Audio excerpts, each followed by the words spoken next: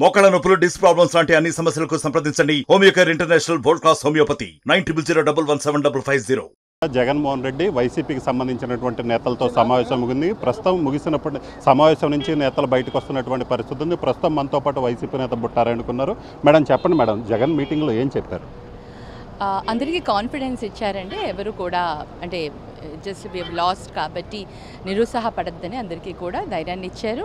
And ముందుకు వెళ్దాం, ప్రజల కోసం పనిచేద్దాం, ప్రజలకు అండగా ఉందాం, ప్రజలతోనే మమైకమై మనం ముందుకెళ్ళి పనిచేద్దాం అని ధైర్యాన్ని ఇచ్చారు. అందరికీ కూడా అంటే కార్యకర్తలకి కూడా అండగా ఉండాలి, ధైర్యంగా ఉండాలనేసి అందరికీ కూడా నిర్దేశం ఇచ్చారండి. అంటే నియోజకవర్గాల్లో పరిస్థితి ఎలాగుందనేది వైసీపీ నేతల మీద టీడీపీ వాళ్ళు దాడులు చేస్తున్నారు. అలాంటి వాటి మీద మీరేమైనా చెప్పడం జరిగిందా జగన్కి?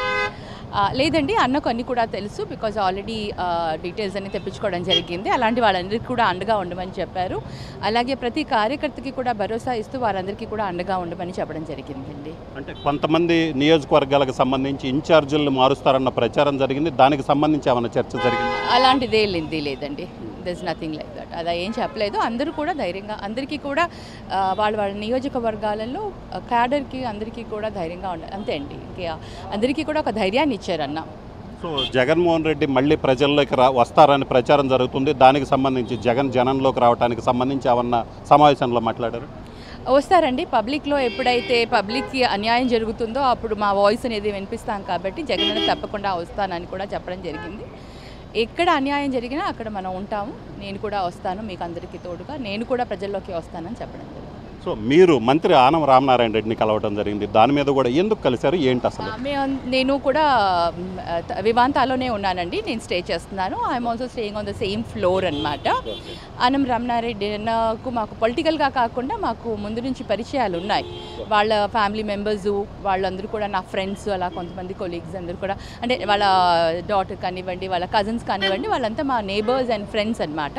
అన్నతోటి మంచి పరిచయాలు ఉన్నందుకు ఊరికి గ్రీట్ చేశాను అంతే. అది సేమ్ ఫ్లోర్లో ఉన్నాం కాబట్టి అంతే అండి. సో కొంతమంది వైసీపీ నేతలు టీడీపీ వాళ్ళతో టచ్లో ఉన్నారని జరుగుతుంది. ఆ ప్రచారం వాటి మీద ఏమన్నా మాట్లాడారా? దట్స్ నథింగ్ అండి. ఇట్స్ జస్ట్ హీఈస్ లైక్ ఒక బ్రదర్గా ఊరికే కలిసాం అంతే తప్ప వేరే ఏమీ లేదు. అటువంటి ఐ మీన్ ఆ థాట్ లేదు, అది కూడా ఏది లేదండి. ఒకే ఫ్లోర్లో అంటే ఉన్నాం కాబట్టి ఒకే హోటల్లో స్టే చేసాము. అక్కడ అన్న పక్కనే ఉన్నారు కాబట్టి జస్ట్ సో ఇది పరిస్థితి. మొత్తం మీద అయితే మాత్రం జగన్మోహన్ రెడ్డి వైసీపీ నేతలతో పూర్తి స్థాయిలో సమావేశాన్ని నిర్వహించారు. అయితే ఈ సమావేశానికి సంబంధించి కార్యకర్తలందరికీ అందుబాటులో ఉండాలి. ఎందుకంటే ఓడిపోయిన తర్వాత పార్టీ కార్యకర్తల మీద కావచ్చు, నేతల మీద కావచ్చు దాడులు జరుగుతున్నాయి. అలాగనే విధ్వంసాలు జరుగుతున్న నేపథ్యంలో నాయకులందరూ కూడా కార్యకర్తలకు అండగా ఉండాలి, వాళ్ళకి భరోసా ఇవ్వాలని ఆయన సూచించడం జరిగింది.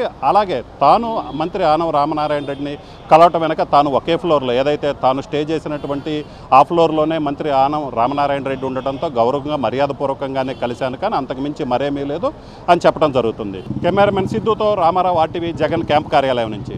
మరిన్ని వీడియోస్ కోసం ఛానల్ ని సబ్స్క్రైబ్ చేయండి. లేటెస్ట్ అప్డేట్స్ కోసం వాట్సాప్ ఛానల్ ని ఫాలో చేయండి. అండ్ లింక్ డిస్క్రిప్షన్ లో ఉంది.